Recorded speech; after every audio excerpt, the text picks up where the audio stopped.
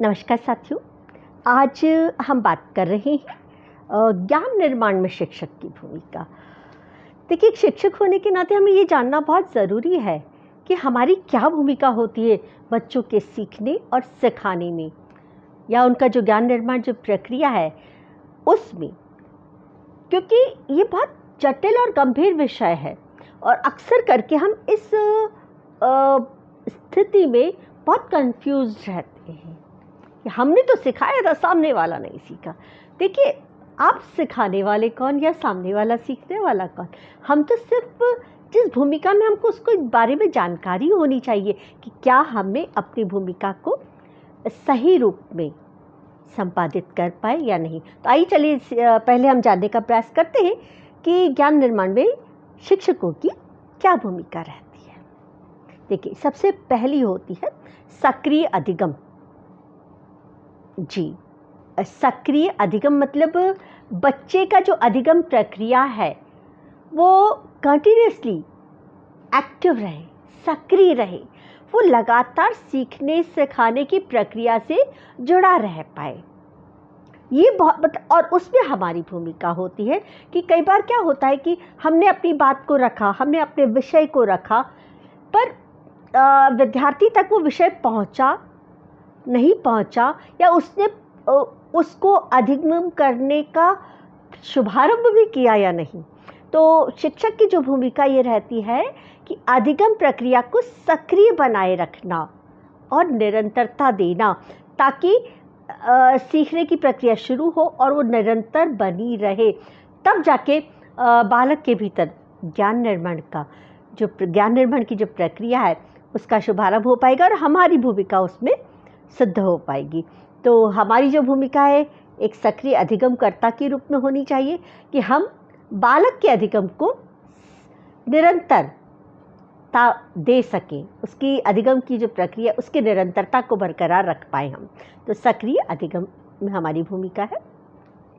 दूसरी जो भूमिका होती है वो होती है सामाजिक संपर्क। देखिए, मानव एक सामाजिक प्राणी है, तो अधिगम में भी सामाजिक भूमिका होना बहुत अनिवार्य विषय हो गया। अब शिक्षक जब समाज में होता है तो समाज की जो गंभीरताएं हैं, समाज की जो सामाजिक पारिवारिक जो चुनौतियां हैं, वो उसे तभी पता चलती है जो स्वयं समाज में रहता है। तो वो कैसे संभव हो पाएगा? हमारे सामाजिक संपर्क के माध्यम से। जब हमारा सामाजिक संपर्क है तो हम ये इस चीज़ को महसूस कर पाएंगे कि जो परिस्थितियां हैं वो किन घटकों से प्रभावित होती है, कौन से तत्व हैं जो अधिगम की स्थितियों को प्रभावित करते हैं। तो जब तक हमारा सामाजिक संपर्क निरंतरता को बरकरार रख पाएगा, तभी जाके हम इस चीज़ को समझ पाएंगे कि बालक का जो अधिगम है वो किन तथ्यों से प्रभावित हो रहा है।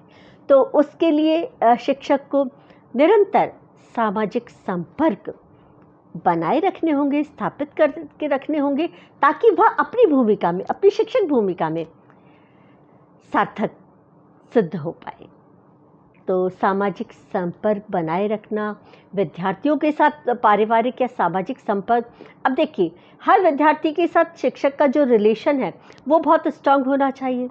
यहाँ स्नेहिल सम्मान की डोर उसके हाथ में होनी चाहिए, ताकि अनुशासित व्यवस्था भी बनी रहे। अनुशासित व्यवस्था बनी रहेगी तो अधिगम तीव्र गति से होगा। पर यदि वहाँ स्नेहिल सम्मान की डोर यदि वहाँ साथ नहीं हुई, शिक्षक और छात्र के मध्य नहीं हुई, उसके भीतर स्नेहिल संपर्क नहीं हुआ, तो जो अधिगम है उससे बहुत प्रभावित होगा और बालक के भीतर ज्ञान निर्माण प्रक्रिया का शुभारंभ भी नहीं हो पाएगा। तो ये जो सामाजिक संपर्क बनाए रखने है, ये बेहद अनिवार्य है एक शिक्षक के लिए, ताकि वह विद्यार्थी के ज्ञान निर्माण की प्रक्रिया में सहयोगी साबित हो। चलिए हम आगे बढ़ते हैं। तीसरी जो भूमिका है वो है पूर्व ज्ञान का उपयोग। पूर्व ज्ञान का उपयोग मतलब हमारे सामने जो हमारा विद्यार्थी बैठा है उससे इस पाठ्यांश के अध्ययन से पूर्व उससे जुड़ा हुआ क्या ज्ञान है, वो कितना जानता है इसके बारे में। तो जब भी हम हमारी शिक्षण प्रक्रिया का शुभारंभ करें तो हम सबसे पहले यह जानने का प्रयास करें अपने विद्यार्थियों के साथ बीच उपस्थित रहते हुए कि वो इस विषय के बारे में कितना जानते हैं। सही या गलत पर हमें ध्यान नहीं देना है, बस क्या जानते हैं। तो हम जो भी विषय को, जो भी पाठ्यांश को हम लेकर रखना चाह रहे हैं बालकों के मध्य, तो हम उनके पूर्व ज्ञान का परीक्षण सही तरीके से कर पाएं। इतनी क्षमता हमें होनी चाहिए और उनके उस ज्ञान का हम सही सदुपयोग कर पाएं। ये क्षमता भी एक शिक्षक में होनी चाहिए। जब बालकों के पूर्व ज्ञान की जानकारी शिक्षक सही रूप में समझ पाएगा तो उसका जो अगला कदम होगा उस ज्ञान प्रक्रिया में सहयोगी का होगा। और यदि शिक्षक ने विद्यार्थी के पूर्व ज्ञान पर ध्यान दिए बगैर अपना ज्ञान परोसना प्रारंभ कर दिया तो हो सकता है अधिगम में उतना सकारात्मक प्रभाव ना पड़े जितना पड़ना चाहिए। तो शिक्षक की जो भूमिका है वो बेहद महत्वपूर्ण है कि वह पूर्व ज्ञान के सदुपयोग की क्षमता रखे। ये तभी संभव है जो अभी हमने पहले वाला स्टेप लिया था कि सामाजिक संपर्क और कितनी जानकारी रखता है। तो बच्चा अब हमें अपने ज्ञान को उसके ज्ञान से जोड़ते हुए शुभारंभ करना है। तो हमारा जो प्रथम पायदान होगा वो वहाँ से शुरू हो जहाँ से हमारे शिक्षार्थी, हमारे विद्यार्थी की जानकारी है, जितनी भी उसे जानकारी है, हम अपना प्रथम कदम वहाँ से शुभारंभ करें और उससे पहले उसके पूर्व ज्ञान को जांचने का प्रयास करें। और सिर्फ अवलोकन करना है, हमें मूल्यांकन नहीं करना कि बालक कितना जानता है, किस तरह का जानता है और वो कितना सही या गलत जानता है। इन सब स्थितियों से दूर रहते हुए सिर्फ हमें अवलोकन करना है। यहाँ हमारी बहुत बड़ी भूमिका होती है क्योंकि अक्सर करके हम शिक्षक साथी यहाँ चूक कर जाते हैं और हम जज बनने की भूमिका में अक्सर करके आ जाया करते हैं। तो हमारे बच्चों का जो अधिगम है वो प्रभावित हो जाता है, नकारात्मक रूप में प्रभावित होता है। तो हम शिक्षक भूमिका में सिर्फ सहयोगी भूमिका में रहकर उसके पूर्व ज्ञान को जानकर और उसको सदुपयोग करते हुए भावी और संभावित ज्ञान को हम बालक के मध्य प्रस्तुत करें तो उसके भीतर ज्ञान निर्माण की प्रक्रिया सहज, स्वाभाविक और निरंतर बनी रहने में सहयोगी रहेगी। तो इस भूमिका के बाद यदि हम अगली भूमिका पर आते हैं तो चौथी भूमिका होती है कि शिक्षक क्या करे, संदर्भ आधारित सीख दे। मतलब वो जो भी पाठ्यांश अपने शिक्षार्थियों के मध्य रख रहा है उसका कहीं ना कहीं कोई ना कोई दैनिक जीवन से जुड़ा हुआ कोई ना कोई संदर्भ अवश्य हो, दैनिक जीवन का उदाहरण अवश्य हो। तो जब वो उन संदर्भों के माध्यम से अपनी बात को स्पष्ट करने का प्रयास करेगा शिक्षक, तो विद्यार्थी उन संदर्भों से जुड़ते हुए, उन उदाहरणों से जुड़ता हुए उस संभावित ज्ञान तक शीघ्रता से पहुंच पाएगा। तो उसके जो अधिगम है उसमें सकारात्मक प्रभाव पड़ेगा।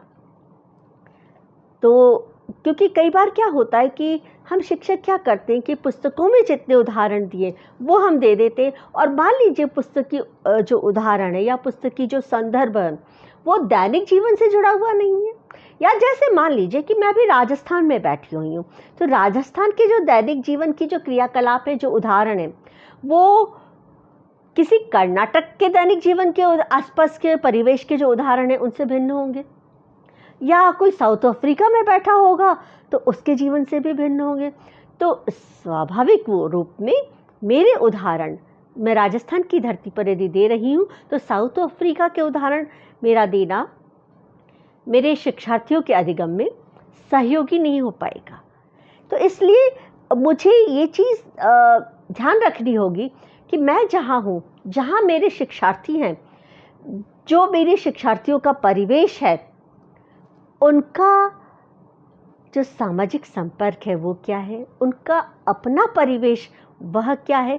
तो उन आधारों पर मैं दैनिक जीवन से जुड़े हुए संदर्भों को एकत्रित करते हुए और उस पाठ्यांश के साथ उन्हें जोड़ते हुए अपने विद्यार्थियों के सम्मुख रखूं, तो बालकों का जो अधिगम है, बालकों को जो ज्ञान निर्माण है, उस पाठ्यांश से संबंधित वो तीव्र और सकारात्मक गति से आगे बढ़ पाने में सहयोगी रहेगा।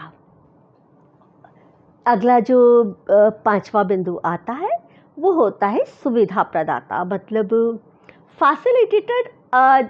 एक कॉमन शब्द आजकल बहुत चल रहा है, फैसिलिटेटर, जिसे हम कहते हैं कि सुविधा प्रदाता।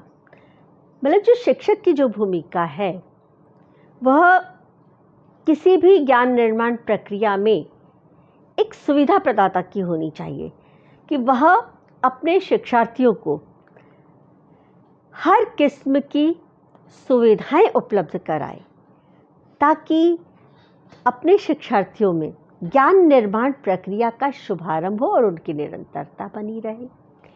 अब सुविधाएं किस तरह की हो सकती हैं? जैसे अक्सर करके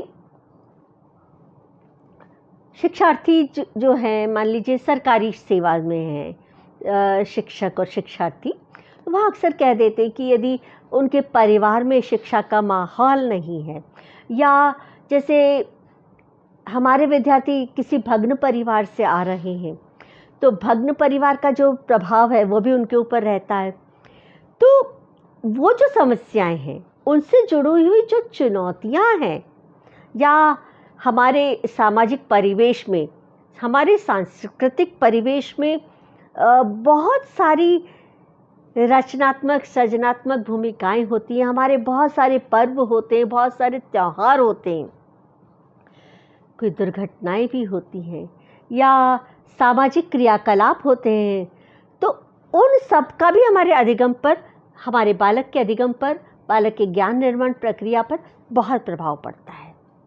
तो हम उनको जानते हुए कि बालक किस परिवार से आता है, उसका अपना सामाजिक परिवेश क्या है, क्या वह संयुक्त परिवार से है, क्या वह एकाकी परिवार से है, क्या वो नवधनाढ्य परिवार से है, क्या वह किसी भग्न परिवार से है, क्या वह किसी शिक्षित परिवार से है, क्या वह किसी अशिक्षित परिवार से है। तो ये जो भी है वो चीज़ें जानकर और उसे संबंधित सुविधाएं उपलब्ध कराना ये शिक्षक का दायित्व है। यदि वो उस तरह की सुविधाएं उपलब्ध करा पाता है तो अपने शिक्षार्थी के अधिगम में सहयोगी की भूमिका को सिद्ध कर पाने में सफल हो पाता है। तो ये एक बहुत गंभीर चुनौती है शिक्षक के सामने कि क्या इतना सहज हो पाएगा। देखिए, प्रश्नवाचक चिन्ह मैं आपके लिए छोड़ रही हूँ क्योंकि वाकई ये बहुत सहज हो पाता है, पर तब जब इस बिंदु की गंभीरता को, इस बिंदु के भावनात्मक लगाव को एक शिक्षक समझ पाए। यदि शिक्षक समझ जाता है तो ये जो प्रक्रिया है बहुत आसान हो जाती है, और जब बहुत आसान हो जाती है तो हमारे शिक्षार्थी की जो ज्ञान निर्माण प्रक्रिया है वो भी बहुत आसानी से तीव्र गति को प्राप्त हो जाती है। और जब ये हम कर पाने में सहयोगी रहते हैं तो हमारी जो शिक्षक भूमिका है वो स्वयं भी सार्थक सिद्ध हो जाती है। तो ये बहुत महत्वपूर्ण है हमारे लिए, हमारे जानकारों के लिए, हमारी जानकारी रखने के लिए ये कदम वाकई बहुत महत्वपूर्ण है। हमको ये चीज़ महसूस करनी होगी, हमको ये चीज़ समझनी होगी कि जो शिक्षक है वो ज्ञान का आर्किटेक्ट है, डिलीवरी बॉय नहीं है। डिलीवरी बॉय का काम होता है हर जगह तक पहुंचाना, है ना। कुछ ज्ञान है वो विद्यार्थियों तक पहुंचाया, वो आया, डिलीवर्ड किया और चला गया, वो उस डिलीवरी बॉय का काम वहाँ ख़त्म हो जाता है। पर शिक्षक एक आर्किटेक्ट है, वो ज्ञान की डिज़ाइनिंग तैयार करता है, वो रूपरेखा तैयार करता है, योजनाबद्ध तरीके से एक नक्शा तैयार करके रखता है कि अब मुझे इस ज्ञान को इस नक्शे के माध्यम से या विद्यार्थियों को पहुंचाना। और शिक्षक जब इस तरह का करता है तो शिक्षार्थी मिट्टी हैं, रेत हैं, कंकड़ हैं, वो स्वयं अपना भवन अपने बलबूते निर्मित कर लेते हैं। तो वही तो ज्ञान निर्माण की एक सार्थकता सिद्ध होती है। तो मैं महसूस कर पा रही हूँ। यदि आप मेरे साथ चले हैं तो उम्मीद तो करती हूँ कि आप ज्ञान निर्माण में शिक्षक भूमिका को अच्छे से समझ पाए होंगे, महसूस कर पाए होंगे, और यदि ऐसा हुआ तो मेरा शिक्षकत्व सार्थक हुआ। धन्यवाद। मिलते हैं फिर किसी और टॉपिक पर। नमस्कार।